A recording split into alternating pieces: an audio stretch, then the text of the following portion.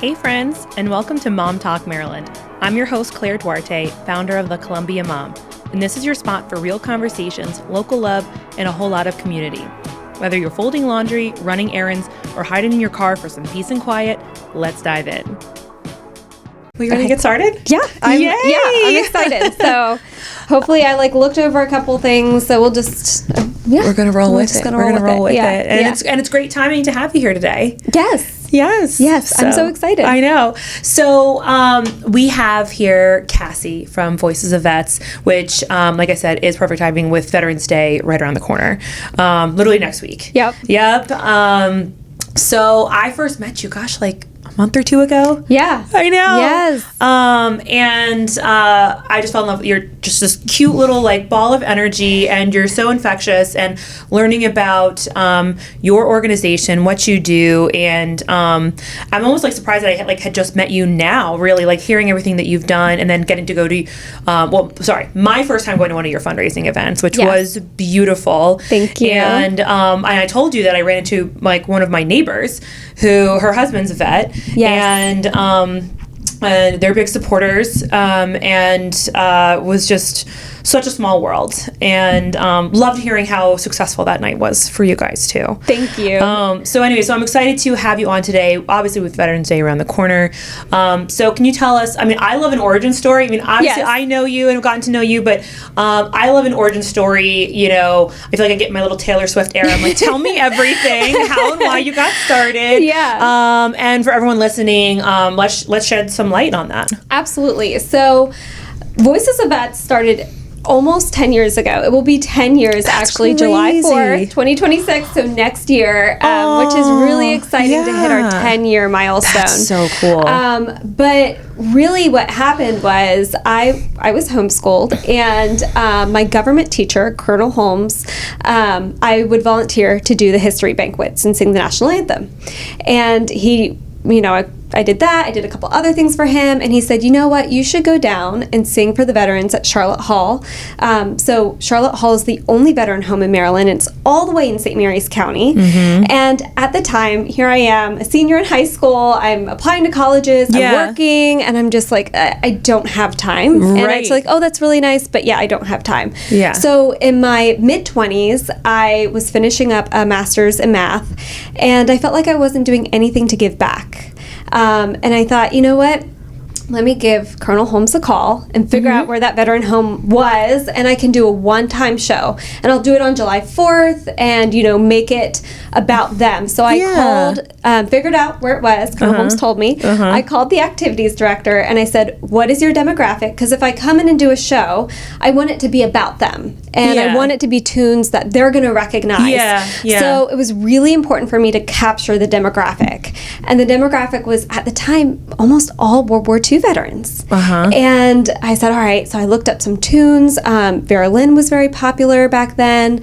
And so I had a bunch of tunes. I was like, all right, this is going to work. I had one pianist to come and play the piano for me.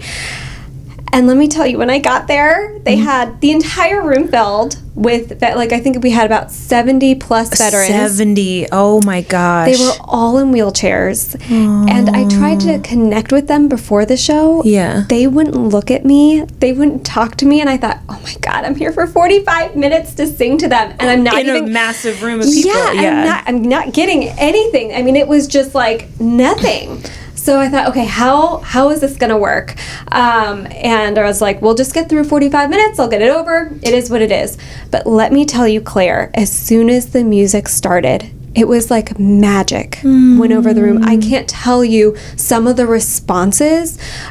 When I sang White Cliffs of Dover, which was written by Walter Kent, I had a couple in the front, and the husband just started crying. Just bawling, and I thought, oh my goodness, I need to talk to him and figure out what that meant. Yeah, right. I had another gentleman on the right who started screaming, I was there, I saw the White Cliffs, they were like chalk, I was there. Oh my gosh. And of course, he's so excited, he's trying to get out of his wheelchair. And the guy next to him goes, shut up, I'm trying to listen to her. Shut up. So I have a couple of guys saying, shut up, we're trying to hear the music. And this guy's just having his moment. Yeah. And so after the show, they changed. It was like magic. It's just they all came to life. That's and amazing. I asked the gentleman in the front, what did the song, Right. White Clothes, what did it mean to you? And he goes, during World War II, I was deployed to Germany, and when I was deployed, that was my wife, that was our song. And so, and every time I heard it, I thought about her, and it was precious. That was the Pettises.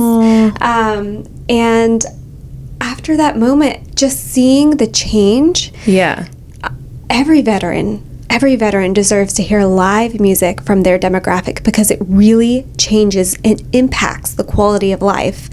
And I recognize, like, you see the elderly, or you see somebody in a hospital, and you give them blood pressure medication. They have high blood pressure or pain management, right? Yeah. Our elderly veterans living in veteran homes and veteran facilities, we're really taking care of their body, but what are we doing with the mind, right? And music and memory is just so powerful. Yes. Dr. Oliver Sacks, as well as Dr. Francis Collins, has done a ton of research, and there really is something with the connection of music and memory, but it has to be, and this was one of the things, it has to be from their demographic. That's what makes it so important. Like it would have no effect if we're playing music from our era. Yeah, if you go put Taylor Swift on, I'm sure it's not going to resonate with them. Number one, it's just not going to happen. Right. Well, you're hitting a very important the memory piece, right? Yeah. They have no. I mean, yes, we can talk about memory on a very kind of basic level, but that's not going to be hitting that social, that mental emotional piece for them, because it's not something that was that they learned and heard. Yes. Back then, yeah. Yeah, and I feel like it's the same with us, right? If I hear a tune, there's a song that I danced to in high school, and I'm like, oh my gosh, I danced to this in my high school prom. Oh my goodness. Memories. Yeah, yes. Or a song our parents would have on the radio on replay. You know, we always remember that. Or for example, my sister, when she had her first baby, she had a playlist. And so now when she hears the song, she's like, oh, that was my birth playlist. Yeah. And so for veterans, it's really important to hone in on what they listen to growing up. And it's not only that, we not only bring music right from their demographic, but we try to make it very interactive. Yeah. So for example, we sing the song "Let Me Call You Sweetheart," mm-hmm. and the first time I actually did it July 4th, our first show. Yeah. I did it the first time, and we picked up flowers before at the dollar store. It was just we were driving there, and I thought, oh, we should pick up we should do something, hand something out. Yeah. And so got flowers, and so when I sang the song, I gave them each a flower and let them sing in the mic. And my mom was there helping me at the time. And when I was there, for my first show, when you go see a concert, they're all dressed up and they look so nice. So I made sure I, was wearing a gown, and you give your best. Right. And so I was giving them flowers, and there's 70 in the room. And so mind you, 8 minutes of "Let Me Call You Sweetheart," it goes on. And finally my mom's like, "Let me help you hand them out." And I'm like, no, we want her to hand it to us. We want to sing in the mic. Oh my gosh. And that song went on for 14 minutes. And that is a staple song every time we go to a veteran home. They love it. It's about the connection, and it's about that tune, but it's also about the interactiveness with the songs we bring. But going back to what started it, after I can go on and on. But after that first show, I truly believe every veteran deserves to hear music to enhance the quality of life. And these are our veterans who've given so much. Right. They've given so much to our country. And this is one small thing that I can do to give back. Yeah. And that's how Voices of Vets started. Oh my gosh. So, I love this story, and I think it's so powerful and amazing, and makes me think of my grandparents, my dad's parents that were also World War II vets that have now, passed as well. And I know my grandmother specifically had very staged dementia for the last 10 years of her life, and was, in one of the assisted living homes with the Alzheimer's support and things like that. And, the last 5 years or so of her life, she was, obviously not very active, not very cognitively aware, things like that. But I would hear like when they played music and things like that, that's where she would come to life, and she would like actually sing in other languages and things like that. But otherwise she was kind of very like recluse. Yes. And I think that's just like directly to your point, of how elements of that are so helpful. Yeah. Right. And I'm so excited to kind of keep talking about your story, but before I want to ask you all the questions about brain and music before I kind of get there. So obviously you shared how you got started, right? But now the program has kind of, I feel like, grown a little bit. Now they're seeing your recent programming in almost 10 years. So how, what's that progress and growth been like for you? So it's it's a lot of change within 10 years. So when I started the organization, it was just me, and so my background is mathematics, and I STEM. I did not I sang right in college. I actually got a full ride for music and decided, what, I don't want to do that because it's a very difficult career to break into, and I didn't really want to be a music teacher, and I thought, I really enjoy math. Why don't I try that avenue? So I ended up doing math, which meant I didn't have a lot of contacts when it came to music. And I remember trying to get people to work with me. Yeah. They didn't know who I was. Yeah. So, and that was like, no, or it was really tough. So the first year trying to get musicians, trying to get all of that. Now, like at our 10-year mark, like we almost have 200 people on our roster. Oh my gosh. And we have expanded significantly. And we've learned a lot too, right? A lot of our demographic is changing. We have more Vietnam veterans, so that's going to change the music we bring in. Yeah. So there's that. We also have, we do the Armed Forces medley, which is really important. I mean, you can see the camaraderie in the room, especially when they're like, the Army's better than the Navy. That was so cute. I was like, okay, everyone gets a little bit of something. Everybody, they go wild. So we used to just do the songs, but again, a lot of our veterans that we visit are in wheelchairs. Yeah. And so what happens, it becomes a risk because they all want to stand up. Because they're like, our branch is better than yours in a sense. And so nurses then you have nurses yelling at them, sit down, sit down. Oh my gosh. And they don't want to sit down. Right. So what we've done is we've pivoted and we give them flags with the different branches. So they get to wave their flag and they love it. So we do that. We sing Your Grand Old Flag. We make it interactive, like we sing it slow and depending on where we are, like the cognitive ability, right? So if, we'll say, okay, wave your flag slow, wave it fast, and that gets everybody moving because not only are you getting that music piece, you're getting a little bit of movement. So we've really tried to capture how we can best bring an experience for them. And I look at it like this. Lady Gaga did a free concert in Brazil. Yes. And oh my I believe it was over 2 million people attended? Yes. So music being the universal language, everybody loves to go see a concert. Taylor Swift. I mean, some of the effects she has, it's amazing. Oh my God. People go and they're like, I mean, it's a show. It's entertainment. Literally. That's what we do at Voices of Vets. Yeah. That's what we capture. We capture a show. We do their songs. We give them flags. We give them Armed Forces, the different branches flags. We give them flowers. We really try to make it a show, make it a performance, and it really leaves an impact. We've gone to many different states. One of the states we visited is Arizona, and one of the veteran homes there, we did a show, and a lot of the veterans who attended had dementia and Alzheimer's. Yeah. And the activities director called us, it was like a week later, it was actually 2 weeks later. And he said, listen, is there any chance y'all can come back? Because the guys keep going in the room saying, hey, is there going to be that show again? And he says, they don't remember their name. They won't remember certain things. They won't remember what they had for breakfast. No. He goes, but they remember y'all. And oh my gosh. That was such that's huge. It's huge. Yeah. So we have really refined the way we do our performances. So we've grown in that sense of always changing, always pivoting. Like on our first couple years was World War II veterans, now Vietnam veterans, White Cliffs of Dover, Where the Boys Are. Those are two, very popular ones.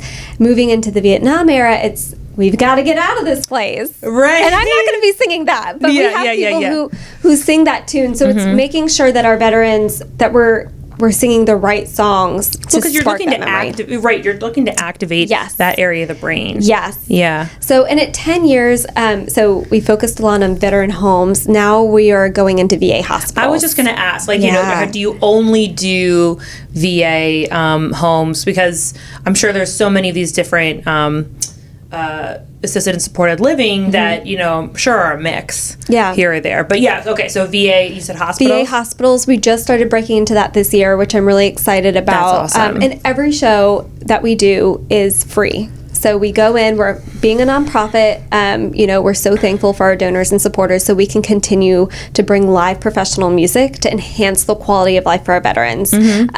So we'll do veteran homes, VA hospitals, we'll do veteran events. We just did an event in, I want to say it was Cecil County.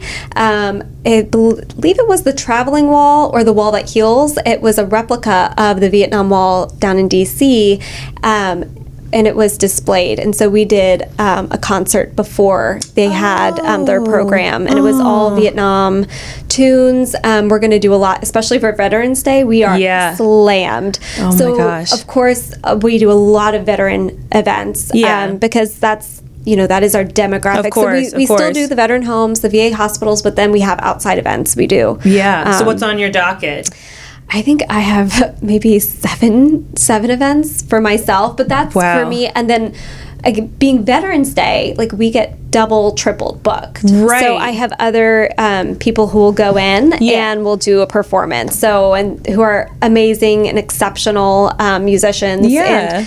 And well, that's how I can trust them. you know, expand your footprint and enable, you know, and that's just growth as a business owner and an organization, and that's what you want. Yeah. Right. And I know, and another thing we've added too, I've been thinking about the different things we're doing, is we've added dance, which is really cool. Yes, I think that's a really cool element. Yeah. I love that. So Brenna Mazzara, she has worked for us, I think 3 to 4 years now. She's amazing. And we were able to bring her on tour to New Jersey. We visited cool. 2 homes in New Jersey and Menlo Park in Vinland, and she danced on Pointe. And let me tell you, you could hear a pin drop. Oh. They loved it.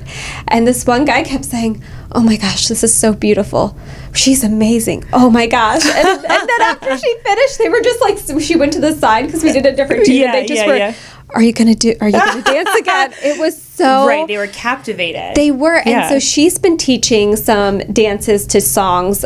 So even when you're in your wheelchair, like My Girl, we do a dance. Yes. And that's a lot of fun. Yes. And it's turned into, so we do other events at assisted living centers. And I said, do you think you could do some chair dances? Because I know everybody, you know, wheelchairs. Right, they do like, in those, they do like chair yoga, you know what I mean? Like those types of things, right? Yes, and that has, you know, that has kicked off. Right. And that's been a huge thing. So every time I try to, if we can get Brenna on our shows, I try to get her as well, because it's just something different and it's fun. And I mean, how many of them have seen a ballerina, and how, you know, they're stuck in the veteran homes, like how we all like to go out and do things, especially COVID. I like hated being inside. Oh, absolutely. We all were, you know, we're like that. It's like them almost every day. That's their life. So we bring it to them. Right. So it's really fun to see the reaction when she comes and dances. But that's something else new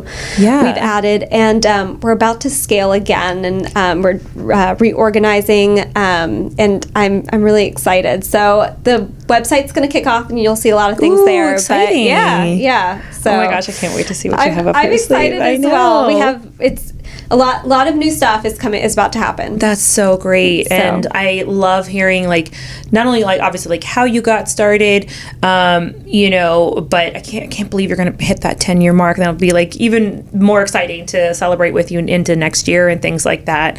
Well, and yeah, you're clearly going to have your roster super full next week. Oh, yes. Which is fun. I know it's exhausting at the same time, but it's like, it's kind of like your Christmas, right? It's like your Super Bowl. It is. And you know, it's the best feeling in the world, because when I go in there and it, you know, and we sing for the veterans, I hold their hand, and it's that physical touch too, and this is so small, but they are so appreciative. Yeah. And it's remembering them and their sacrifice. And for me, it's giving back. And, it feels really good for me, as much as I'm there singing to them and we're putting on this show, seeing their faces light up and watching even those who may not fully be there, you can see their toes tap. Yeah. And it's incredible. And so at Voices of Vets, our goal is to advocate for those who can't advocate for themselves. Yeah. And this is really important for them. Yeah. It brings them back. And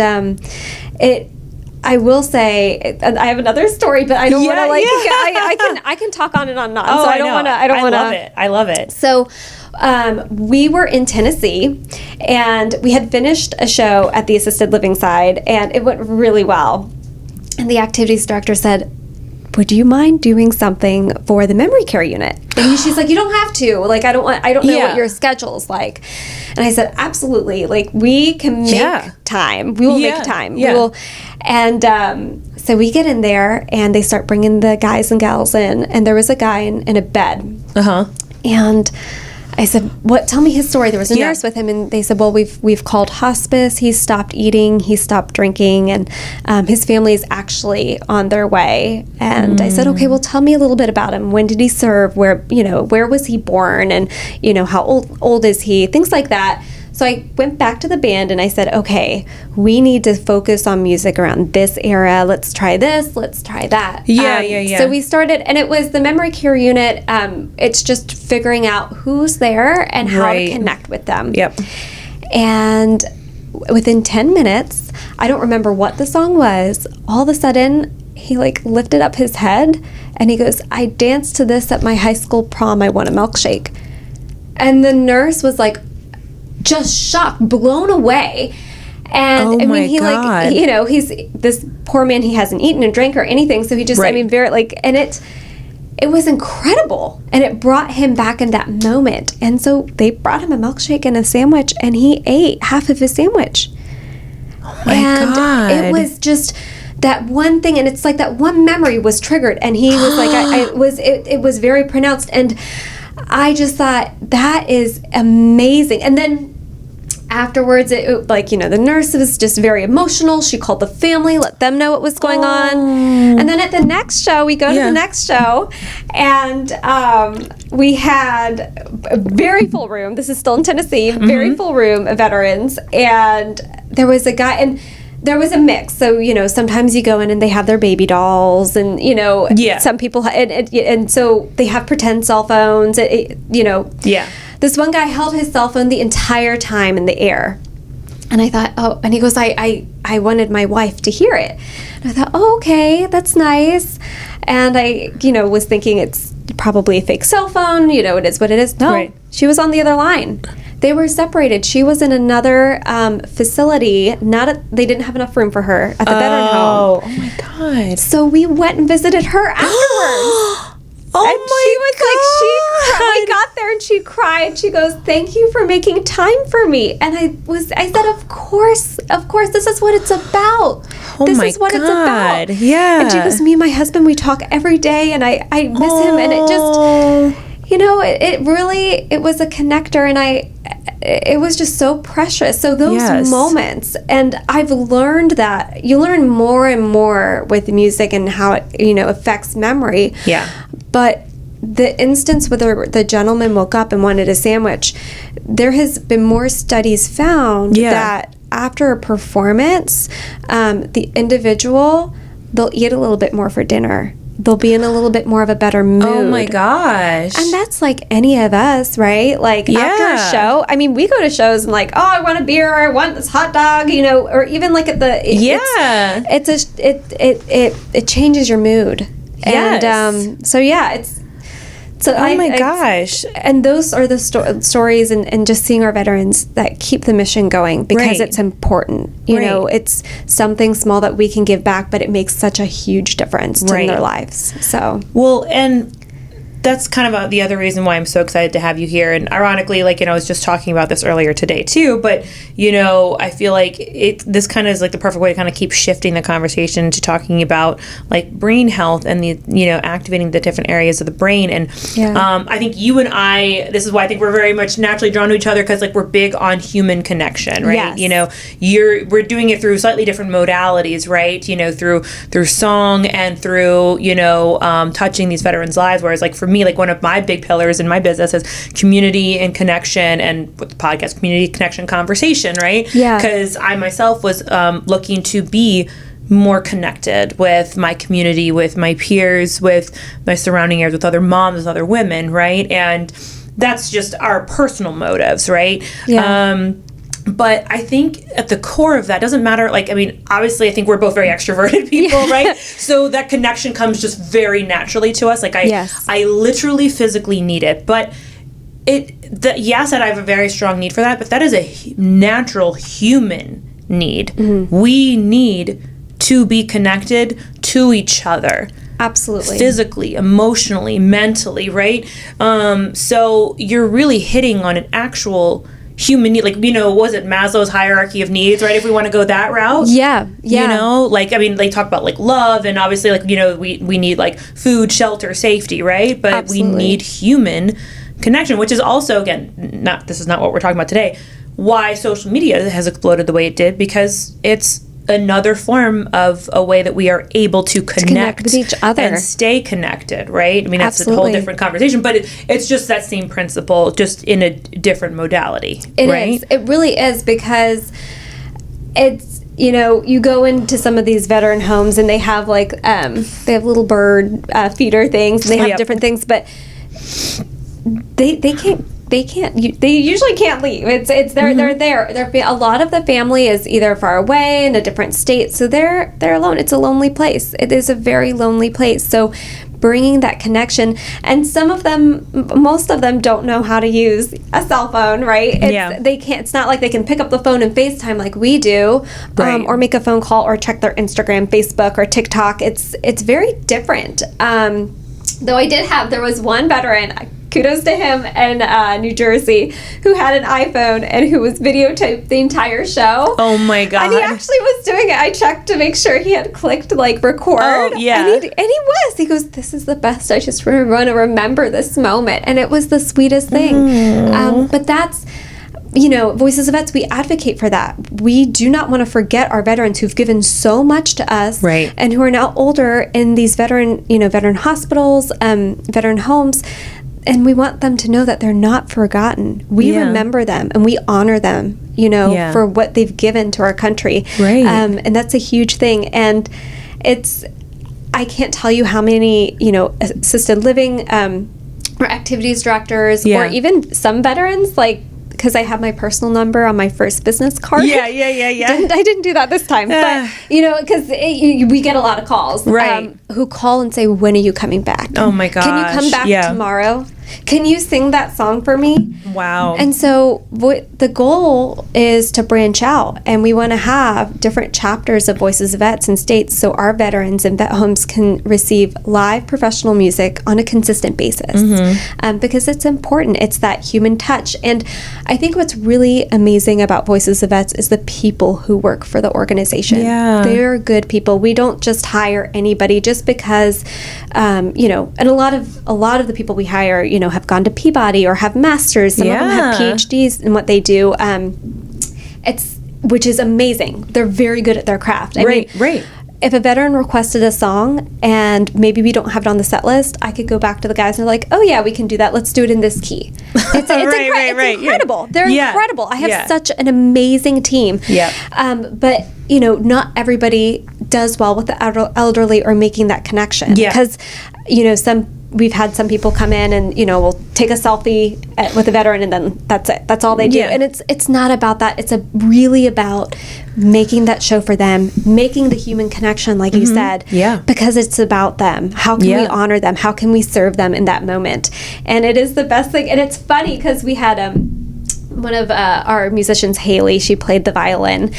And this veteran was so excited. He had to go get his violin in his room. One of the nurses got it for him, and he was in his 80s. He had a really hard time, but he was playing for her. He was like, oh, I have mine. Let me play something for you. Aww. And it's that, and they talked to it. They played something like very small together, but it's that connection and having the right person who sees value, because it's seeing the value in our elderly and not, you know, sometimes it's our older veterans, because Charlotte Hall is very far. It's very, very far to get to. Yeah. It's a lonely place, and it can be very, you know, difficult to get to. So no doubt. we want to make sure that we're reaching them and we have the right people there. Right. Absolutely. That's important. So well, and I feel like it kind of like brings up this like bigger like thing when I think about like when obviously all the mental side quests that I'm having is like I'm thinking about brain and brain health and like what we need as humans, and then I also kind of think like, you know, what our elderly need, but also like what do our kids need, because when I think about like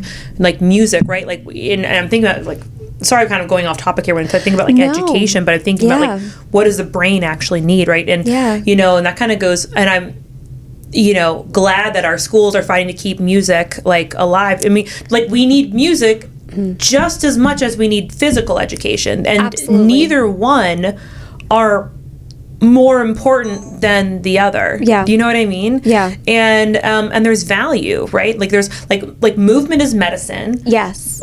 We know that. Yeah. But music is just as helpful. Like it's an active, like I think the arts in general, like I mean all areas of art, right? It can reach a part of the brain that that language can't. It really can. It's funny because you make the connection between, you know, like children and the elderly, and having it's because it's music. The arts are important in both of those demographics, right? So my sister sent me a video a couple weeks ago. Her daughter, I think she's 5 now, Lily, she is so sweet. And she wanted the whole family to do a song. And she goes, let's do You Are My Sunshine. Aww. So my sister like recorded it with her phone. They're all singing You Are My Sunshine. Aww. And it is the sweetest. It's, you know, my sister, her 3 kids, and Lily, who's leading the song. Yeah. And I had somebody that I work with, her mother has since passed, but was very ill in the hospital, and she started singing You Are My Sunshine. And it was really interesting, the connection. And we even sing it when we go to, we do a lot of work with the nursing homes and assisted living centers in the area. Yeah. Like Vantage and Bright Views as well. But we do that song. I can't tell you, like everybody loves it. And it's just this funny thing of when we're at like the assisted living centers or nursing homes, or even my friend whose mother was very ill, they knew all the words to You Are My Sunshine, but here's like my niece Lily who's singing You Are My Sunshine, and it's just there's that connector in a sense, and it doesn't matter if you're young or old. It's just, you know, that there's that one song that's just right that you know it sticks with you. I don't know, it's really crazy. And you know, as I'm watching my nieces and nephews grow up and listen to the type of music they listen to, I'm interested to see, as you know, they get older, what kind of music is going to be when they're older. Because again, it's that connector. Right. So finding the right tunes. But and you know, and I think kind of like that beautiful take on we're talking about human connection, but like you said it already, but like music brings us together. I mean, like yes, we're using massive examples of like, you know, mega stars like Taylor Swift and Lady Gaga that literally have brought millions of people together. But think about like, you know, it's interesting because like when you're talking about planning your shows, you're planning that music for a very specific demographic. Yeah. And I guess we could argue the same for potentially Taylor Swift and Lady Gaga, but you know, when you're talking about millions of people, you're getting a lot of walks of life. I mean, maybe not World War II vets, but you know, you're getting You're getting in a massive range of people, right? And you can't ignore the point that, you know, music is another universal language. The arts are another language that hits us all. I mean, I know for myself, just again, the way that music hits me in very different ways, like it's able to trigger emotional areas that I don't necessarily have access to on a regular basis. And, you know, we can, again, whole other, you know, conversation about that of like, you know, of the way that we mentally and store and process things, right? Yeah. You know, like shoving things down, right? Yeah. But I like to use music as a tool, not necessarily because I'm always trying to bring it up, but it can kind of help, like, churn and move things around mentally, emotionally if I'm feeling stuck. So even if I'm not wanting to, like, maybe face or deal with whatever, right? It's still, I don't know how to, like, explain it, but it's just like, still kind of feels like it's getting moved around, and I can feel a little bit lighter. Well, and when you're in a bad mood, if you turn on, music, sometimes that helps. Or like if you go for a run, there's certain tunes you listen to, because probably some people listen to classical music when they run, and that's their thing. But other people are like listening to like that heavy, and that keeps them going. Right. Yeah. And it's just that. And I forgot to mention, and I wanted to mention it. So we do have a board of directors, and talking about like music and changing the mood, they all have songs that they love. Like my vice president, Joe Lloyd, he's a Vietnam veteran, and his favorite song is "We Gotta Get Out of This Place." So every time we sing it, we always call out, VP Joe Lloyd, this is for you. So it's really important. Or another board member, Bert Rice, he loves I Left My Heart in San Francisco. Aww. Also served in Vietnam, and was a helicopter pilot. And he would go back and forth from California, and that was his song. So every time we sing that, we call out him, and it's beautiful. I love that. But yeah, music and mood completely change, because I can tell you there are some veterans who come in who are not happy. And as soon as the music, absolutely. There have been some really like they didn't like what they had for breakfast, and it just continues. It's a mood. It continues, and then as soon as we start, it's like, or I had this one veteran, we sang "Where the Boys Are" by Connie Francis, and I sang it, and I started singing, "Where the Boys Are," and he goes, "Connie Francis, I love Connie Francis. Connie Francis is my favorite. Yes, Connie Francis." That went on the entire song, the entire time I sang. He goes, gosh. I love me some Connie Francis.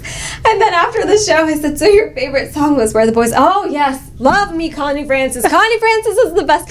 But that's, I don't know what he was thinking when he came in. Right. But his mood had completely changed. And now he's on Connie Francis, which is great. That is great. And I'm sure the nurses appreciated that. But it was like, coming in a rough mood, and now it's, it's a change. It's a change that comes over the room. Yes. And it's incredible. It's a beautiful thing. And it's one thing. It's one thing we can do. And I'm just so thankful that I have an amazing board of directors that support the organization, and we're ready to see it grow. We're ready to get it to the next level, which is incredible. That's so exciting. Yeah. Oh my gosh. Well, I cannot wait to I keep wanting to noodle it with you and hear about all the new things. And but as we get up to start to wrap up here, what are the best ways for people to, if they have questions, if they wanted to book you, or if they wanted to, I don't know if you guys have any volunteer opportunities, obviously donation opportunities. Can you break that all down for us? Absolutely. So you can check us out on our website, www.voicesofvets.com. You can find us there. We also on socials, Instagram, Facebook, TikTok, LinkedIn. Follow us there. You can figure out how to donate. It's all on the website. You just push donate, and you can donate to the organization. If you're interested in volunteering, you can always reach out to info@voicesofvets.com. And we have different roles coming up. We have a lot of new things coming up there. And you can follow us on our socials and our website to see where we are performing next. I really try to bring exposure of where we're going to be. If it's a community event, we did Dinner Under the Stars in Annapolis. Oh, that's right. To help bring exposure, because this is something that I've learned is it's amazing what we do for our veterans and vet homes and VA hospitals.